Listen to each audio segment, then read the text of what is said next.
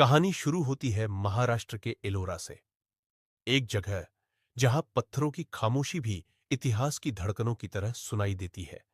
और इन्हीं चट्टानों के बीच छिपा है कैलासा मंदिर।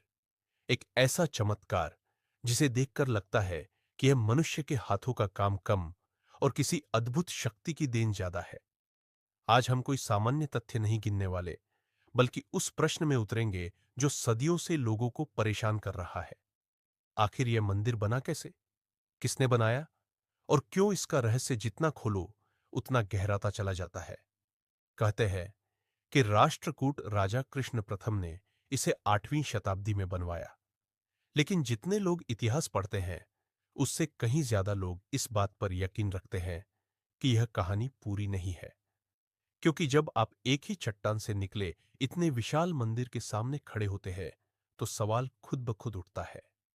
उस समय जब न कोई ड्रिल मशीनें थीं, न कोई इलेक्ट्रिक टूल्स, तब यह असंभव सा लगने वाला निर्माण कैसे किया गया होगा। स्थानीय बुजुर्ग कहते हैं कि असली कहानी राजा की रानी से शुरू होती है। रानी गंभीर रूप से बीमार थी और राजा ने शिव से मन्नत मांगी थी कि अगर रानी बच गई तो वह पृथ्वी पर कैलाश का प्रतिरूप बनवाएगा। रानी ठीक हुई और मानो इसके बाद किसी अदृश्य शक्ति ने कारीगरों के हाथों को दिशा दे दी हो। लेकिन जो बात इतिहास नहीं बताता वह यह कि इस मंदिर को ऊपर से नीचे तराशा गया। और स्थानीय लोग बताते हैं कि यह तकनीक इंसानों ने नहीं, प्रकृति या दिव्य संकेतों ने सिखाई थी। कई पीढ़ियों से लोग एक ही कहानी दोहराते आए हैं कि पहले रात को, सिर्फ एक ही रात में, किसी अद्भुत शिल्पकार ने मंदिर का शिखर बना दिया। अगली सुबह लोग जब देखने पहुंचे तो कहा, यह इंसानी हाथों का काम नहीं हो सकता।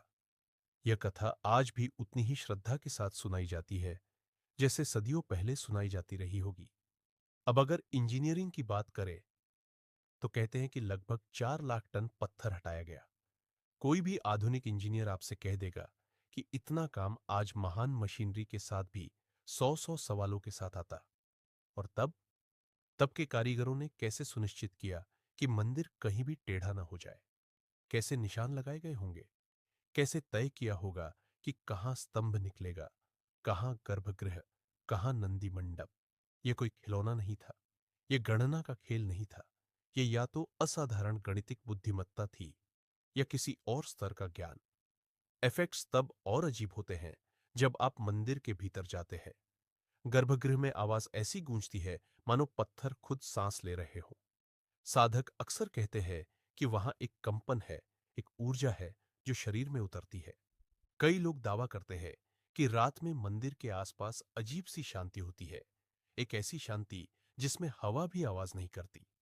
कुछ स्थानीय लोग यह भी कहते हैं कि मंदिर के आसपास कहीं ना कहीं कोई रहस्य छुपा है जिसे हमें देखने का समय अभी नहीं मिला है।